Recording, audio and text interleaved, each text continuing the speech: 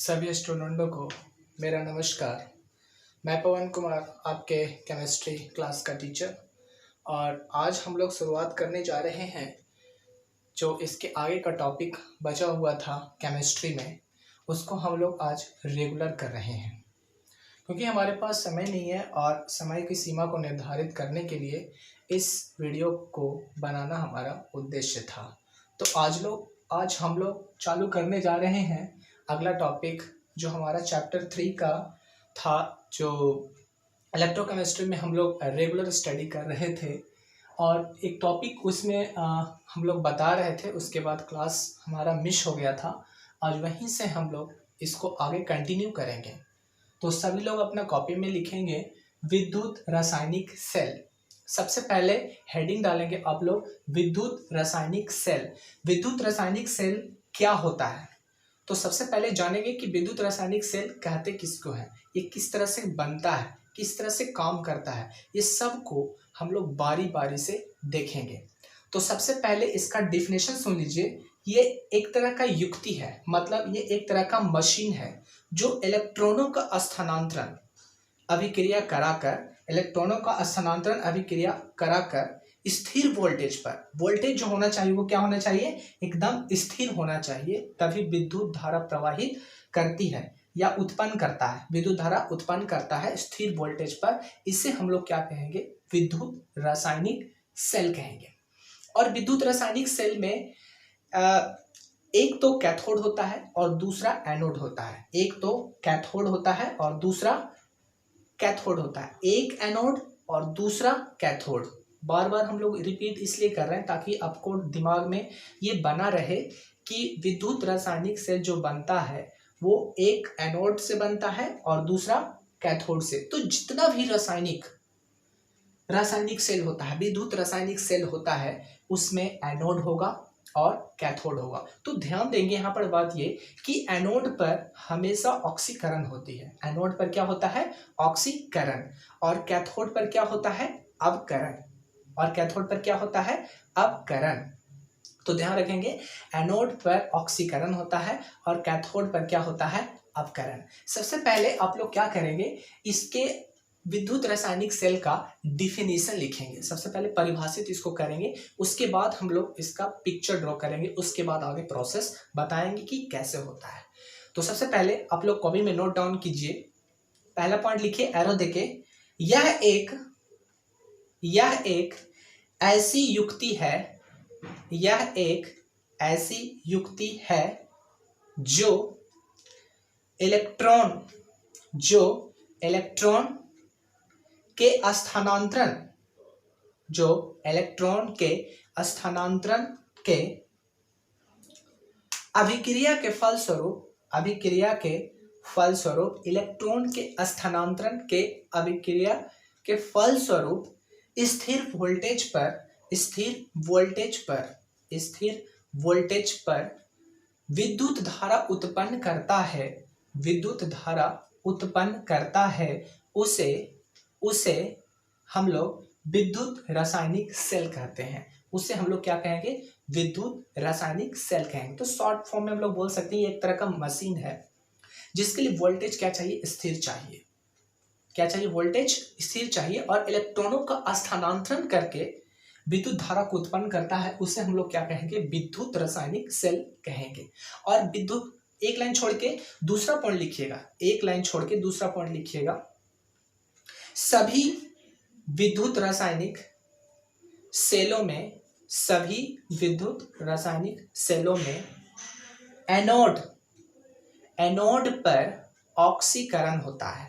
सभी विद्युत रासायनिक सेलों में एनोड पर ऑक्सीकरण होता है तथा एनोड पर माफ करिएगा, कैथोड पर अपकरण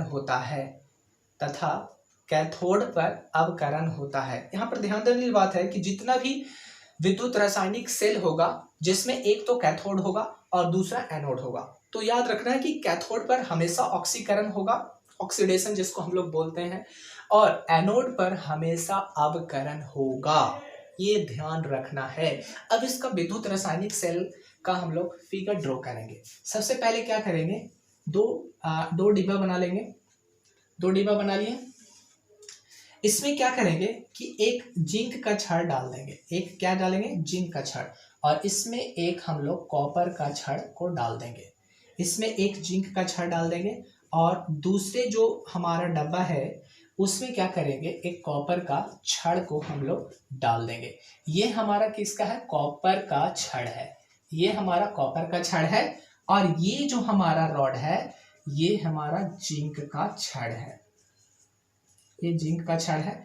और ध्यान देना है बच्चों यहाँ पर ये कि जिस चीज का हम लोग इसमें रेड डाले हैं उसी का यहाँ पर विलयन सल्फेट के साथ लेना है। यानी अगर जिंक का रेड है तो इसमें विलयन जो होगा वो क्या होगा, ZnSO4, जिसको बोलेंगे जिंक सल्फेट। क्या बोलेंगे, जिंक सल्फेट। उसी तरह से यहाँ पर क्या करेंगे, कॉपर का रेड है, कॉपर का रेड है तो इसी का विलयन लेंगे सल्फेट के साथ। तो क्या लिखेंगे यहाँ पर, CuSO4 लिखेंगे। तो क्या लिखेंगे, CuSO4। अब दोनों रेड में एक ध्रुव होगा और इसमें भी एक ध्रुव होगा। इन दोनों ध्रुवों को क्या करते हैं, हम लोग जोड़ देते हैं। क्या करते हैं, जोड़ देते हैं। तो इलेक्ट्रॉन का जो प्रवाह होता है वो बाहरी परिपथ द्वारा होता है।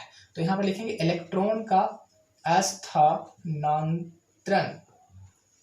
यहां पर इलेक्ट्रॉन का स्थानांतरण इधर से इधर की ओर हो रहा है। यहां पर इलेक्ट्रॉन का, जबकि यहां पर ये ऋण ध्रुव मान लेते हैं और ये यहाँ पर ये धन ध्रुव मान लेते हैं। जबकि विद्युत धारा का प्रवाह होगा पॉजिटिव टू नेगेटिव। जबकि विद्युत धारा का जो प्रवाह होगा वो धनात्मक से ऋणात्मक की ओर होगा। इलेक्ट्रॉन का स्थानांतरण मतलब प्रवाह जो होगा नेगेटिव से पॉजिटिव टर्मिनल की ओर, यानी कि नेगेटिव ध्रुव से पॉजिटिव ध्रुव की ओर। और विद्युत धारा जस्ट इसके विपरीत फ्लो करेगा, from positive to negative part of the विद्युत रासायनिक सेल। अब ये पर ध्यान देखेंगे कि ये हमारा क्या है, यहाँ पर ये कैथोड है, ये हमारा क्या है, यहाँ पर ये एनोड है, सॉरी माफ करना, ये एनोड है, यहाँ पर एनोड। एनोड पर हम हमेशा बोलते हैं कि ऑक्सीकरण ही होगा। क्या होगा, ऑक्सीकरण। और ये हमारा कैथोड है। ये हमारा कौन सा है, कैथोड। और कैथोड पर हमेशा ध्यान रखेंगे कि क्या होगा, अपकरण होगा। हमेशा क्या ध्यान रखेंगे कि अपकरण होगा। एनोड पर ऑक्सीकरण और कैथोड पर क्या होगा, अपकरण। तो ये हमारा पूरा फोटो है विद्युत रासायनिक सेल को, इसको आप लोग पार लेंगे। ये कॉपर का छड़ है यहाँ पर, और ये ध्यान रखेंगे ये जिंक का छड़ है। दोनों छड़ को जोड़ दिए हैं। इलेक्ट्रॉन का स्थानांतरण जो बाहरी परिपथ द्वारा हो रहा है और विद्युत का जो उत्पन्न हो रहा है, विद्युत का जो प्रवाह हो रहा है वो positive terminal to negative terminal. और यहाँ पर ध्यान देंगे ये एनोड है, एनोड पर ऑक्सीकरण होता है और कैथोड पर क्या होता है, अपकरण होता है। फिगर ड्रॉ करने के बाद अब कुछ हम पॉइंट्स लिखाएंगे, उसको पॉइंट बाय पॉइंट लिखिएगा। यहाँ पर इस चित्र में इलेक्ट्रॉन का प्रवाह बाहरी परिपथ द्वारा होता है। ध्यान देंगे यहाँ पर दोस्त, इलेक्ट्रॉन का जो प्रवाह होगा यानी कि स्थानांतरण होगा वो बाहरी परिपथ द्वारा होता है, मतलब एक्सटर्नल सर्किट के थ्रू होगा। यानी प्रवाह बाहरी परिपथ से होता है। यानी आगे लिखेंगे, यानी जिंक इलेक्ट्रोड से कॉपर इलेक्ट्रोड की ओर। तो यहाँ पर इलेक्ट्रॉन कहां से कहां जा रहा है, जिंक से कॉपर इलेक्ट्रोड की ओर। जिंक से कॉपर इलेक्ट्रोड की ओर जा रही है। ये नोट डाउन करेंगे कॉपी में। अगले पॉइंट में लिखेंगे, जबकि विद्युत धारा का प्रवाह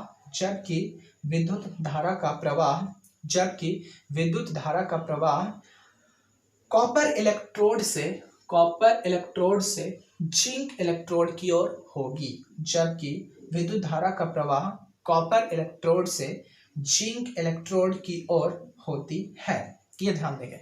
विद्युत धारा कहां से कहां, कॉपर से जिंक की ओर, कॉपर से जिंक की ओर। जबकि इलेक्ट्रॉन का स्थानांतरण हम लोग याद रखेंगे जिंक से कॉपर की ओर। तो मतलब एक दूसरे की क्या है, ये विपरीत दिशा। अगला पॉइंट एक लाइन छोड़कर लिखेंगे, इस अर्ध सेल में, हाँ यहाँ पर एक और ध्यान रखना है कि ये भी अर्ध सेल है और ये भी अर्ध सेल है। दोनों जब मिल जाएगा तो एक पूर्ण सेल बन जाएगा। आगे अगला पॉइंट में लिखेंगे, इस अर्ध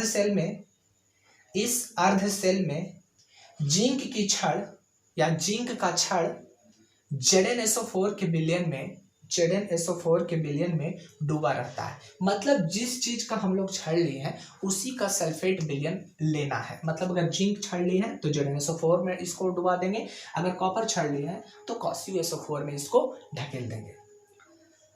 इस अर्ध सेल में जिंक की छड़ ZnSO4 के विलयन में डूबा रहता है, जबकि कॉपर का छड़ CuSO4 मतलब कॉपर सल्फेट CuSO4 के विलयन में डूबा रहता है। CuSO4 के विलयन में डूबा रहता है। अब अगर फिगर आप लोग ड्रॉ कर लिए होंगे तो हम दोनों अर्ध सेल का निम्न अभिक्रिया लिखाएंगे। वो लिखना बहुत जरूरी है। इधर का क्या होगा, इधर का क्या होगा, ठीक है।